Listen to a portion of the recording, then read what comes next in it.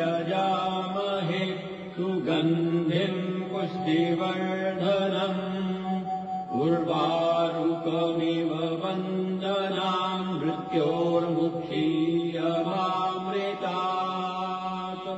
राम नाम आधार जिन्हें वो जल में राह बनाते हैं, जिन पर कृपा राम करे वो पत्थर भी गिर जाते हैं, जिन पर कृपा राम करे वो पत्थर भी गिर जाते हैं। समुद्र के ऊपर 100 योजन के सेतु का निर्माण कार्य सफलता से पूर्ण हो गया है। नल नील के शिल्प कौशल और आप सबके अद्भुत साहस और सहयोग से 5 दिन में यह असंभव कार्य संपन्न हो गया। राम जी को संग ले, वेग ले, उमंग ले, राम जी की सेना चली, राम जी की सेना चली। अब हो विजयी राम हमारे, कब रावण की हार।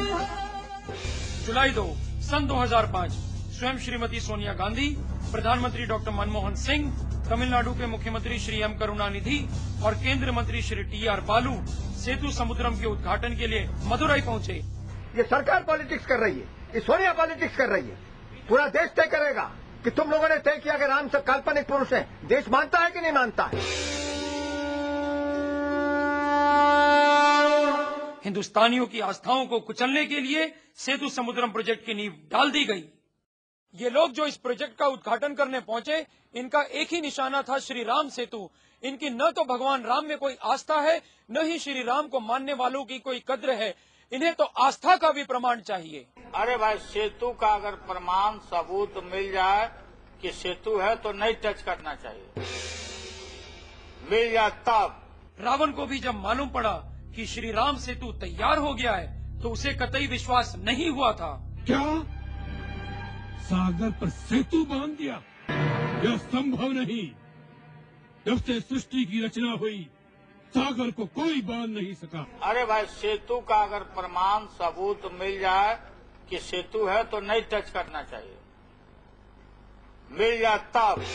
हैरत की बात है, आज भी हिंदुस्तान में संविधान को ताक पर रखकर कई नेतागण खुलेआम जानबूझकर देवी देवताओं को बेइज्जत करने का दुस्साहस करते हैं।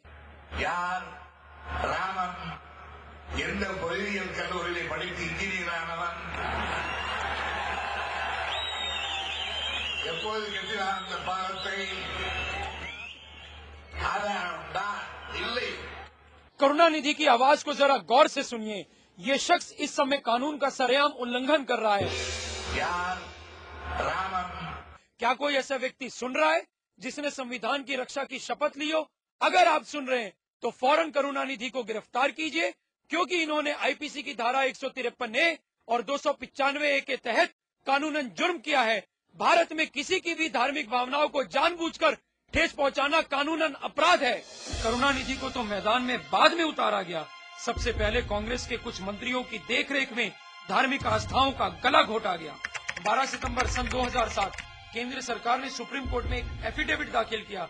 इसमें कहा गया कि श्री वाल्मीकि रामायण और श्री रामचरितमानस ऐतिहासिक ग्रंथ है ही नहीं, उन्होंने तो इसे कोरी कल्पना ही बता दिया। उनके अस्तित्व को ही नकार देना राम सेतु के माध्यम से मैं समझता हूं कि बहुत बड़ी शर्मनाक बात है। भगवान राम जी का अपमान करना बंद करो। देश के कोटि कोटि नागरिकों की आस्थाओं पर नमक छिड़कने का बंद कर दीजिए। और अगर यही करते रहे तो इस देश की जनता के आक्रोश को झेलने के लिए भी तैयार रहो। भारत माता की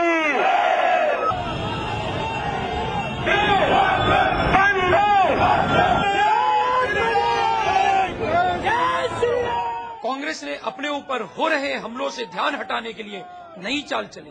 किसी मुद्दे पर अगर विपक्ष ज्यादा आक्रामक होने लगे तो अपने ही घर में संग्राम शुरू कर दो। सेतु के विवाद पर जब कांग्रेस को लगा कि बीजेपी तेजी से हमलावर हो रही है तो उसने शायद यही किया। जयराम रमेश और अंबिका सोनी के बीच नूरा कुश्ती का आयोजन किया गया। तो अगर एफिडेविट में गलती हुई है, ऐसी संवेदनशील एफिडेविट के संदर्भ में, तो मेरे ख्याल में अगर मैं मंत्री होता मैं इस्तीफा देता। I am not Jairam Ramesh. प्रश्न ये उठता है कि वो नैतिकता के आधार पर इसलिए वो रेजिग्नेशन दे देती क्योंकि बीजेपी श्रीमती सोनिया गांधी की माफी की तूती बजा रहा है।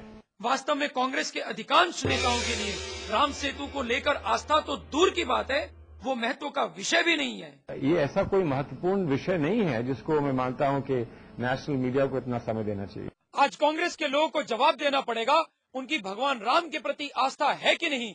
अगर है तो क्यों कांग्रेस अध्यक्षा श्रीमती सोनिया गांधी राम सेतु को तोड़ने वाले सेतु समुद्रम प्रोजेक्ट का उद्घाटन करने पहुंच गई, जो लताड़ता रहा है देश के संविधान को और फाड़ता रहा है भारत के मानचित्र को, उसी के सर पे धर के ताज हो रही है आरती, रो रहा है देश प्रेम, रो रही है भारती, जो मेरी रोती मातृभूमि को सकून दे। ऐसे सरफरोश का हमें प्रकाश चाहिए, इस देश के लिए पटेल या सुभाष चाहिए।